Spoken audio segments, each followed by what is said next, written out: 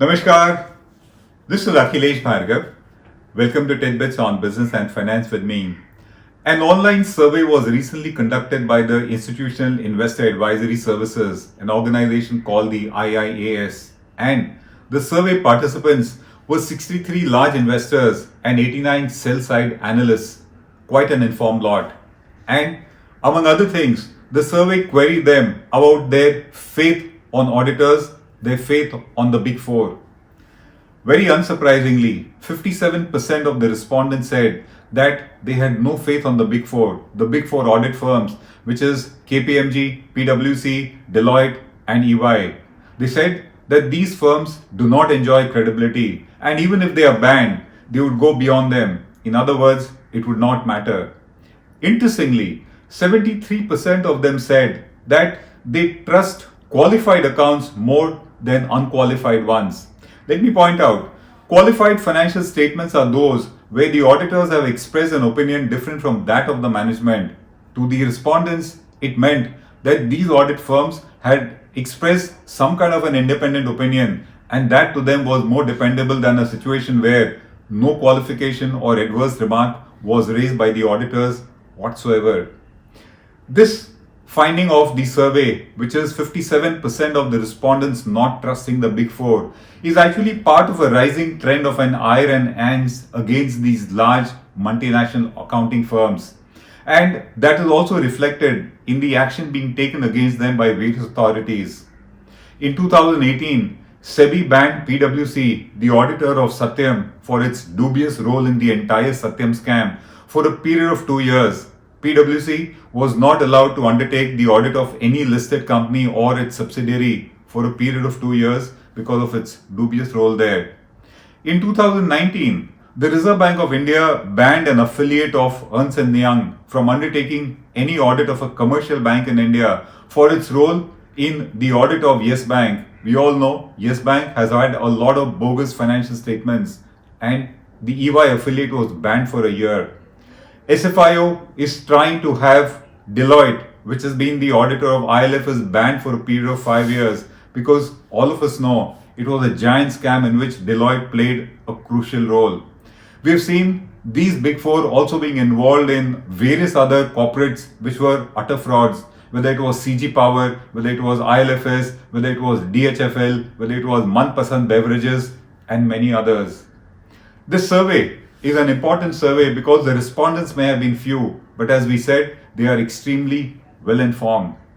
But then, bashing the Big Four may have become popular in India because of their role in the frauds of many corporates and banks. But the reality is that even the Indian homegrown audit firms have not been any much different. We did a check on 10 big NPA accounts, and the purpose was to see who are the auditors, because in all these large NPAs that took place, there were thousands of crores which were taken away. Their financial statements were questionable, and the auditors had colluded with the management. They did not raise any red flag. We checked the financial statements of Bhushan Steel, SR Steel, Lanco Infra, Bhushan Power, Alok Industries, Amtech Auto, Monet Ispat, Electro Steel, and in all these cases, it was not the Big Four. They were homegrown Indian CA audit firms, and they also colluded. Even they did not discharge their duties properly. We also saw that very recently in the case of the PMC Bank scam and HDIL. All large scams, big amounts taken away by the promoters, huge diversions, huge frauds, huge willful defaults. And in these cases, it was not the Big Four. It was homegrown Indian audit firms. In other words, all of them have been sailing in the same boat virtually.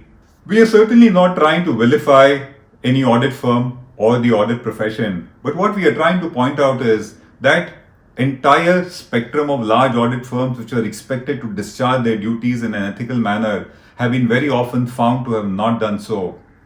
The reality is that audit is a very key pillar of corporate governance. It is in fact the most important pillar according to us. An auditor is meant to be a watchdog. An auditor is meant to keep an eye on the management and restrain the management from undertaking any practices which violate the law of the land or betray the interests of the shareholders. In theory, it is the shareholders who appoint an auditor, but in reality, the auditor finally gets controlled by the management, as we have been seeing in all these cases that we have spoken about. They become subservient to the management, and in the process, they have betrayed shareholder interests. They have not discharged their own duties ethically.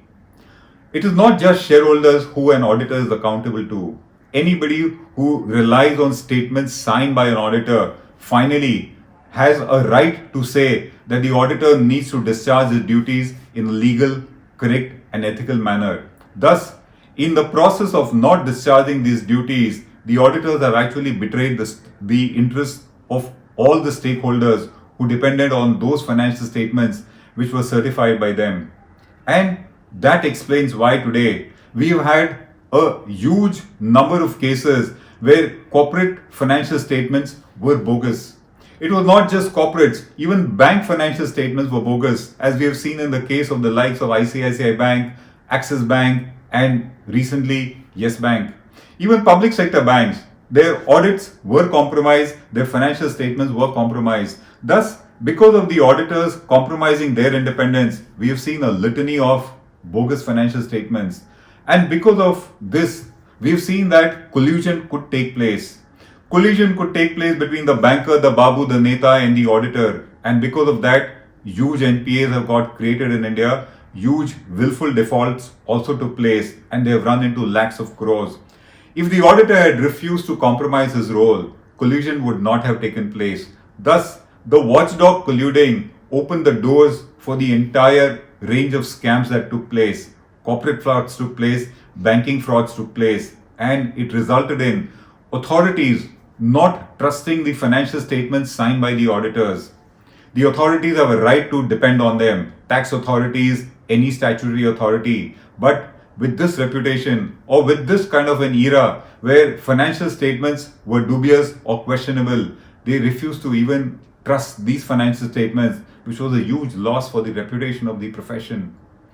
Audited accounts that were prepared were very often not dependable, and that also got reflected in the tax frauds that took place.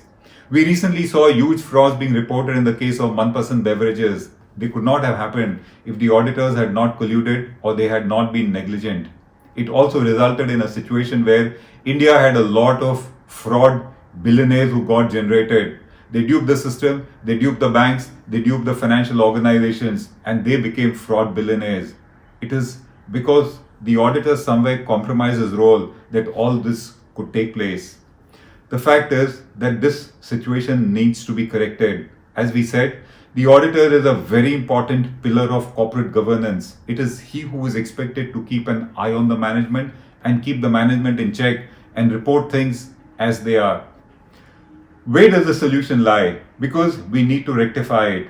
According to us, the first thing that is needed is the role of the auditor needs to be clarified very precisely. The public thinks that the auditor is meant to be a bloodhound, an investigator who's meant to unearth frauds. But the auditor thinks that his job is to audit the accounts, report whether they are true and fair, and he can be an investigator only if something wrong is found on the surface. There is a big expectation gap that needs to be first bridged. The second is all those auditors who are willing to be extremely conscientious and ethical, and they are willing to report misdoings and misgivings and misconduct of the management, they need to be protected. We are seeing a situation where the auditors are actually at the mercy of the companies they audit. They are not protected enough by the law of the land and by the statutory authorities. We think that they need to be protected so that they are able to fearlessly express an independent opinion. The next, of course, is punish all those. Punish all those who are involved in it, whether singly or together. That includes the auditors also. Thus, if the auditors have been part of any scam, or if they have been negligent, or if they have compromised their duty and independence, they must be punished with all others who were involved in it. As far as audit of listed accounts is concerned, listed companies is concerned, we think some kind of a statutory body should be set up which independently appoints the auditors and does not leave it on the management to appoint them. Because the auditors are appointed by the management, it is very often seen that their position does get compromised. We think that needs to be changed. If all this is done, and if there is a fiercely independent regulator or regulating the profession, we think that there would be a change for the better, and an era will come where you might see that auditors' opinions are largely independent and very dependable. We need to get back to that. And till that is not done, the kind of mess that we have seen in banks, the kind of mess that we have seen in corporate India, the kind of mess that we see in government accounts, that will continue. And that's not good for the economy. This is Akhilesh Bhargava signing off till we meet again. Namaskar.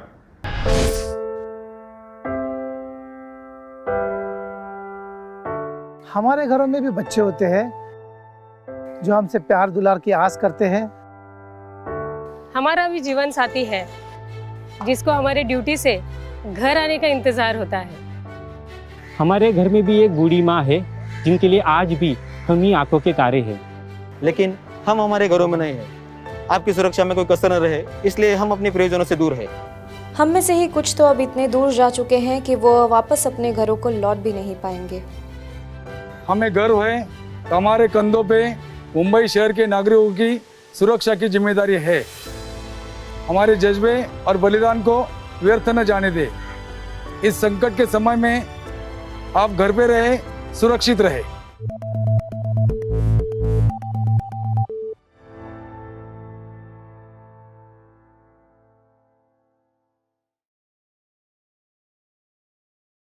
Now be the first to know about the latest updates on our new news app. Go on your Android or iOS, search for HW News Network. Download our app, choose the language you prefer to get updates in, and be up to date with the latest news. If you like this video, please share it, and we would love to hear your comments in the comments section down here. Also, please do like our Facebook page and follow us on Twitter to get minute-to-minute news updates. For more such shows and videos, well, subscribe to our YouTube channel.